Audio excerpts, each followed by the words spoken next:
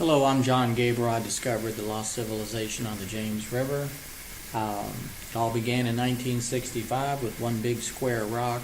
I knew at that time that man lived there, and I knew that that was no TP totem pole.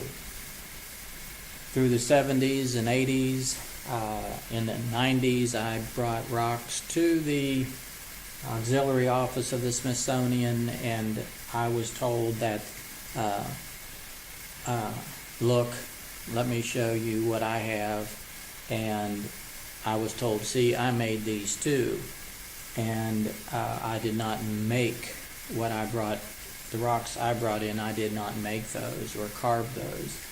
My niece, Erica Joy, said, Uncle John, she said, that must prove that man made them. She said, because if he accused you of making them and you know you didn't, then man did make them. And thank you, Erica Joy. She was 8 years old at the time.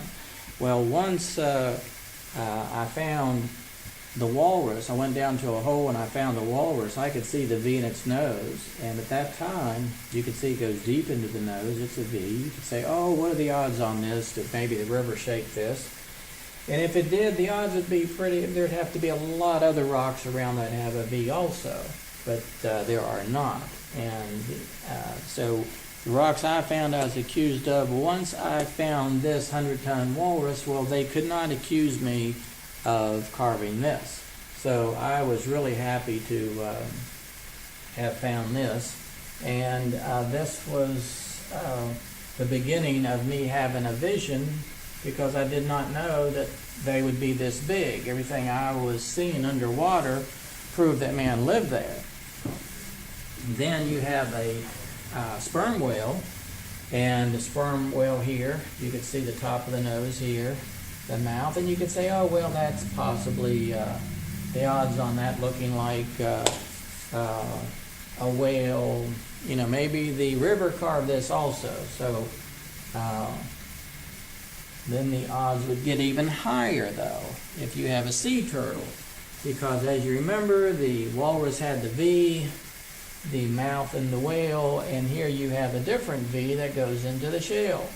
Here's the sea turtle's head, here is the eyes, the shell here, and you'd have to put your foot up on your SUV's Jeep mirror up this high. That's how high she is. You could put 16 people on this 200-ton sea turtle.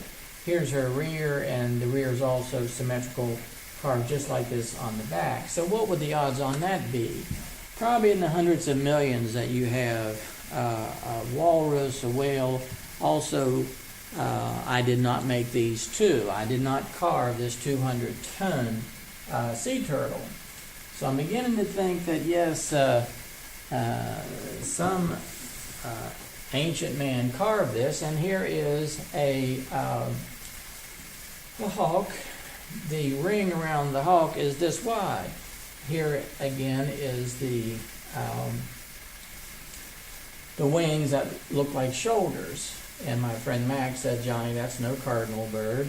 And this is symmetrical, carved just like that on the other side. So what would the odds be here that the river carved a triangular shaped head? It would be in the multi-millions, maybe the trillions. Then 4 miles down, and I knew that there would be art down on the cliffs at Bell's Isle, because these people were real artists, and I find their horse's head. Well, what are the odds? Maybe this is not of human origin. Maybe I'm looking at a cloud, like I heard from anthropologists said that this horse's head was just not of human origin. And the odds on that would be in the hundreds of trillions, that once you find things, bring them to the Smithsonian, see, I made these too, and you didn't make them. You find a walrus, a whale, sea turtle, you find a hawk that are 100 and 200 tons, and then you realize here you've got a full Pegasus that's carved with 2 feet. Now, what are the odds on the 2 front feet, the chest, the wings, and here we have a horse's head again, and a baby pony. What are the odds on the baby pony and the horse's head looking like a baby pony?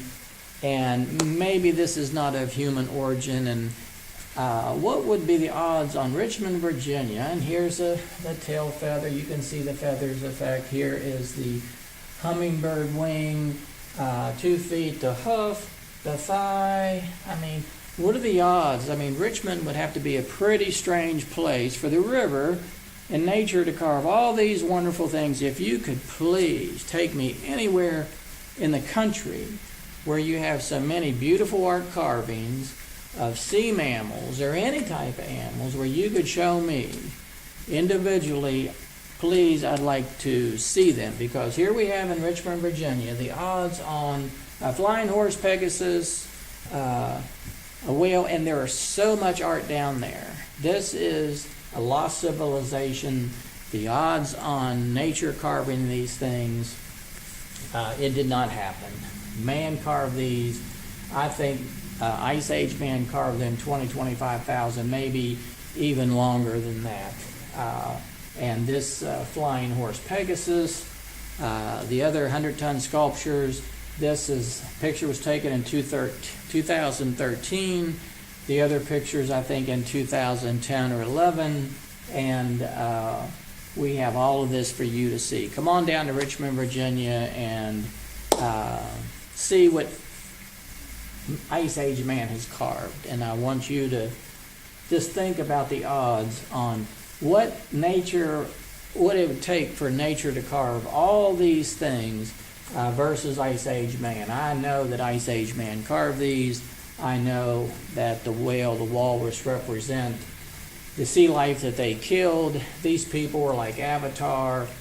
They, like the movie Avatar, they so honored the sea life they killed that 200 miles inland, they honored them by carving the whale, the walrus, the sea turtle, and it's wonderful. It's the wonderful Europeans who did this Ice Age man, and you got to come to Richmond, Virginia to see it. Thank you very much.